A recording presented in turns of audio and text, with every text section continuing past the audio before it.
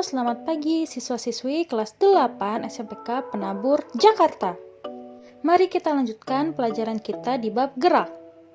Pada pertemuan hari ini kita akan mempelajari tentang kelajuan rata-rata dan kecepatan rata-rata, serta perbedaan antara kelajuan rata-rata dengan kecepatan rata-rata.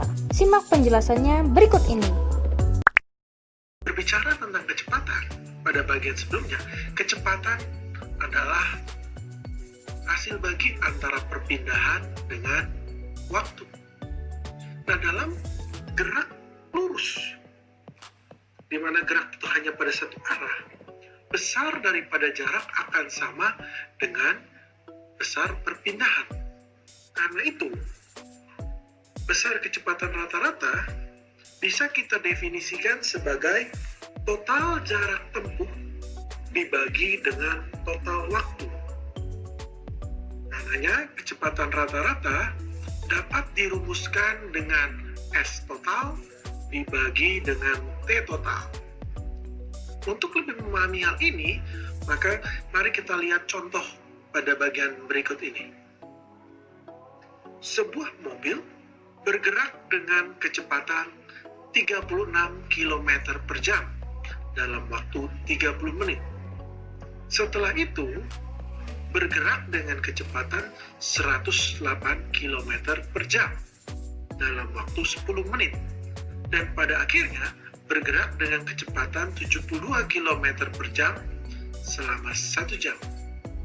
Tentukan A. Kecepatan rata-rata mobil, B. Grafik kecepatan rata-rata, yaitu grafik antara V terhadap T. Dari contoh ini, kita akan memperoleh informasi. Jadi diketahui informasinya adalah V1 sama dengan 36 km per jam dan T1 sama dengan 30 menit, sama dengan setengah jam. V2 sama dengan 108 km per jam dan T2 sama dengan 10 menit, sama dengan 1/6 jam. Dan V3 sama dengan 72 km per jam, T3 sama dengan 1 jam. Dan dari soal ditanyakan kecepatan rata-rata dan grafik kecepatan rata-ratanya. Karena kecepatan rata-rata adalah jarak total dibagi waktu total, maka di sini kita perlu menentukan jarak 1, jarak 2, dan jarak 3 terlebih dahulu. Untuk jarak 1, S1 sama dengan V1 dikalikan T1 sama dengan 36 km per jam dikali setengah jam sama dengan 18 km.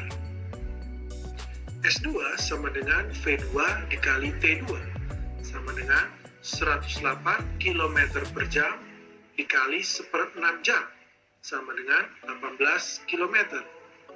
Dan S3 sama dengan V3 dikalikan T3 sama dengan 72 km per jam dikali 1 jam sama dengan 72 km.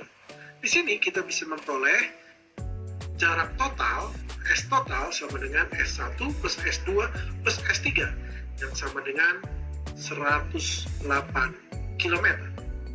Setelah kita memperoleh S total, kita harus menghitung terlebih dahulu T total.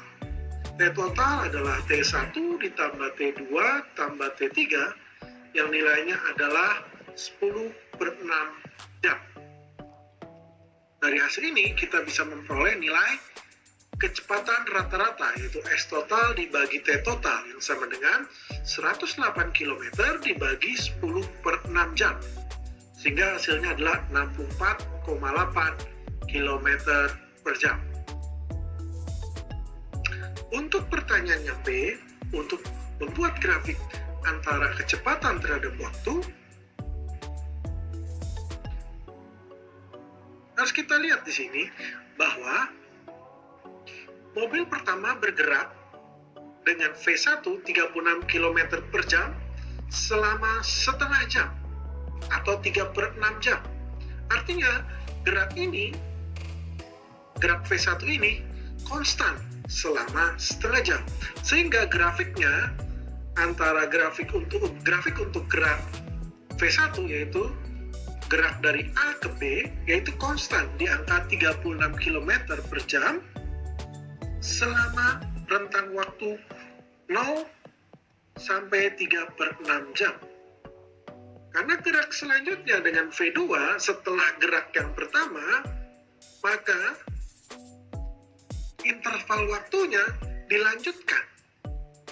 Karena rentang waktu gerak yang kedua 108 km per jam selama 1/6 jam, maka gerak dari B ke C itu dalam rentang interval 3/6 jam dan 4/6 jam.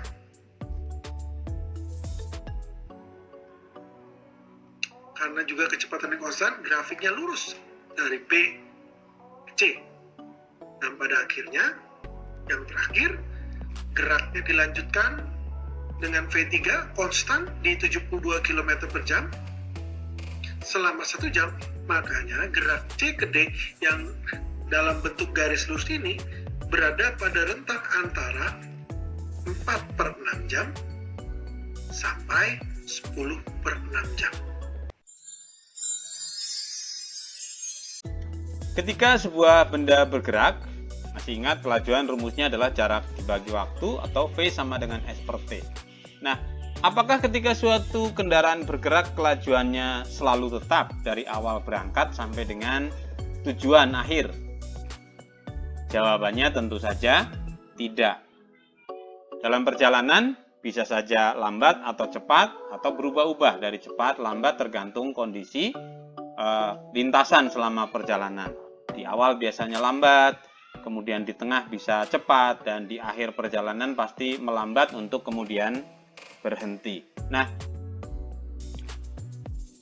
kita lihat grafik gerak benda berikut. Misalkan ini ada suatu benda yang bergerak dengan 3 interval waktu yang memiliki kelajuan berbeda-beda. Nah, di sini dari 0 sampai 10 detik pertama, dia bergerak dengan kelajuan 5 meter per second. Kemudian detik ke-10 sampai ke 15, berarti ada selama 15 detik, bergerak dengan kelajuan 10 meter per second. Dan dari detik ke-25 sampai dengan detik ke-35, ini bergerak dengan kelajuan 3 meter per second. Bagaimana menentukan kelajuan rata-ratanya? Nah, ingat bahwa kelajuan adalah jarak per waktu.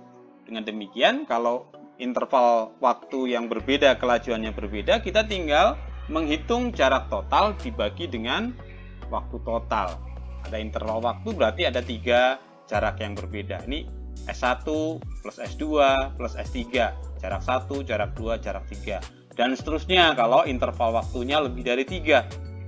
Dibagi dengan T1 plus T2 plus T3 juga, dan seterusnya. Dengan mengingat bahwa jarak adalah kelajuan dikali waktu, maka kita bisa juga menuliskan rumusnya menjadi V1 kali T1 ditambah V2 kali T2 ditambah V3 kali T3 dibagi T1 plus T2 plus T3. Mari kita coba rumus ini untuk menyelesaikan soal-soal. Yang pertama, seorang anak berlari dengan kelajuan 4 meter per second selama 2 detik, kemudian 8 meter per second selama 12 detik, 5 meter per second selama 6 detik. Berapakah kelajuan rata-rata anak tersebut pada saat bergerak? Ya. Nanti diketahuinya kalian bisa tulis sendiri. Saya langsung tuliskan rumusnya demikian. V rata-rata, V1 T1, V2 T2, V3 T3. Ini T1 plus T2 plus T3 ya. Kita sambil melihat soal mana V1, mana T1. Nah, nih. Ini V1-nya 4 meter per second. Ini adalah T1-nya ya. Kemudian V2 8 meter per second, ini T2-nya. V3 ini 5 meter per second, T2-nya 6 detik ya. Jika ini kita masukkan ke dalam rumus, 4 kali 2 8 kali 12, kemudian 5 kali 6 ya, 8 plus 96 plus 30 dibagi dengan waktu keseluruhannya adalah 12 detik. Akan kita dapatkan kelajuan rata-ratanya adalah 6,7 meter per second. Lanjut dengan soal nomor 2. Sebuah mobil melaju di jalan raya. 5 menit pertama menempuh jarak 3 km. 15 menit berikutnya menempuh jarak 20 km. Dan 10 menit terakhir menempuh jarak 12 km. Berapakah kelajuan rata-rata mobil tersebut jika satuannya nanti dinyatakan dalam kilometer per jam? Oke. Nah, kali ini yang diketahui langsung jaraknya, jadi bukan kecepatannya, sehingga untuk menghitung kelajuan rata-rata kita bisa langsung menggunakan jarak yang sudah ada. Ini jarak pertama, S1, ini 3 km, perhatikan. Kemudian S2, 20 km. S3-nya 12 km ya, tinggal dimasukkan. Kemudian T1 5 menit, T2 ini 15 menit, T3 10 menit. Ya, tinggal dimasukin ke dalam ini variabel di sini, kita ganti 3 plus 20 plus 12 km satuan jaraknya. Kemudian untuk waktu 5 plus 15 plus 10, jadi total waktunya adalah 30 menit.